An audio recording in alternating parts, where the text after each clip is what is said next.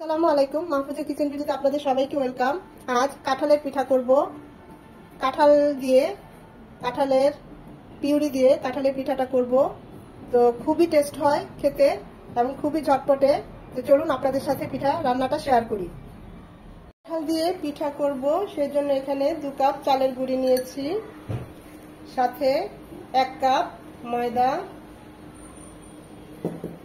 দিয়ে দিচ্ছি, সামান্য একটু লবণ, কারণ মিষ্টি খাবারে লবণ না দিলে ভালো লাগে না।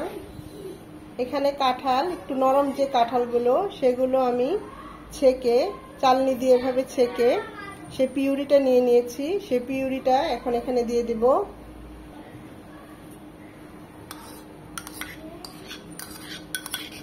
পিউরিটা একদম মসৃণ হয়েছে, যেহেতু চালনি দিয়ে ছেঁকে দিয়েছি। এটা নরম কাঁঠাল হলে খুব ভালো হয় পিউরিটা পেতে। এটা নরম কাঁঠাল দিয়েই করে, খুব সুন্দর একটা ফ্লেভার। কাঁঠালটা মিষ্টিও ছিল।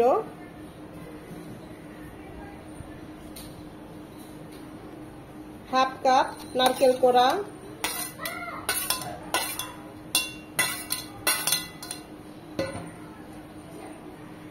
1 কাপ চিনি আর 1 কাপ বিশুদ্ধ উষ্ণ পানি নিয়েছি। এখনই পুরোটা দেব না, আগে গুলিয়ে দেখব কতটুকু কি লাগে। যেহেতু আমাদের পিউরিটা একটু লিকুইড, তাই পানিটা বুঝে দিতে হবে। এটা একদম পাতলা হবে না এই গোলাটা।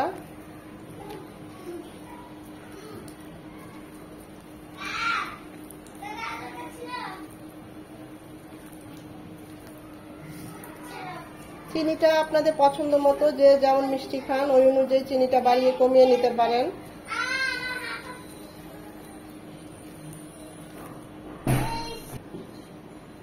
আর একটু পানি দিচ্ছি।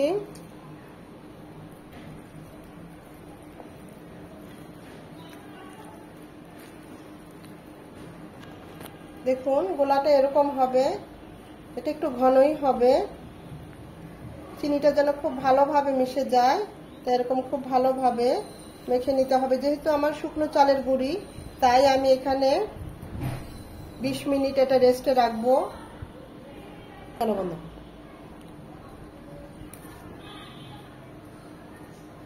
রেস্টে রাখবো, তাহলে পিঠাটা খুব ভালো হবে।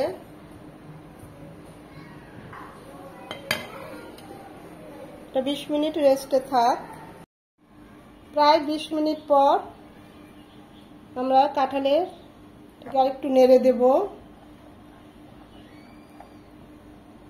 হ্যাঁ,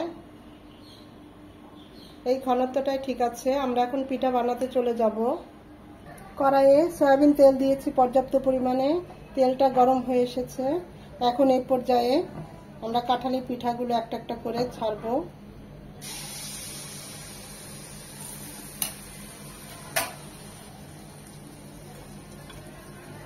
সাথে সাথে উল্টাবো না বা সাথে সাথে নাড়বো না। খুব সুন্দর একটা স্মেল আসছে, যেহেতু আমরা কাঁঠালটা খুবই স্বাদযুক্ত এবং গন্ধযুক্ত ছিল। এভাবে উপরে একটু একটু করে তেলটা দিয়ে দিবেন, তাহলে উপরের সাইডটাও হবে এবং ফুলে যাবে। এই পিঠাগুলো একটু ছোট ছোট করে বানালেই দেখতেও ভালো লাগে, খেতেও খুব ভালো হয়।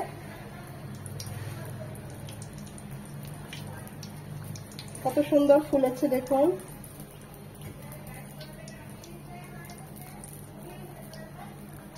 এভাবে একটা স্টিক দিয়ে দেখতে হবে পিঠাটা কাঁচা আছে কিনা।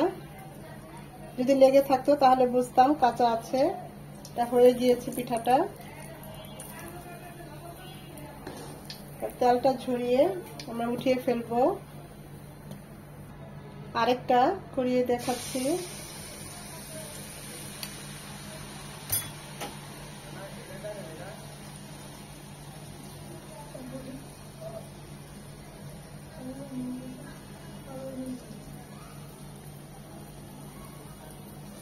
ঠিক সেম প্রসেসে পাকা আম দিয়েও এভাবে আমের পিঠা করা যায়। তখন একটা আমের ফ্লেভার এবং আমের টেস্ট, একটা ভিন্ন স্বাদের একটা টেস্ট চলে আসে। যেমন এটাতে কাঁঠালের পুরো টেস্টটাই পাওয়া যায়।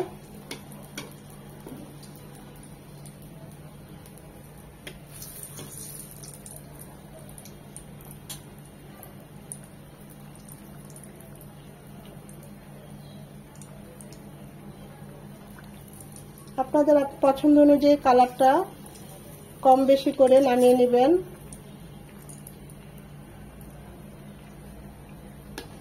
এভাবে বাকি পিঠাগুলো বানিয়ে নেব।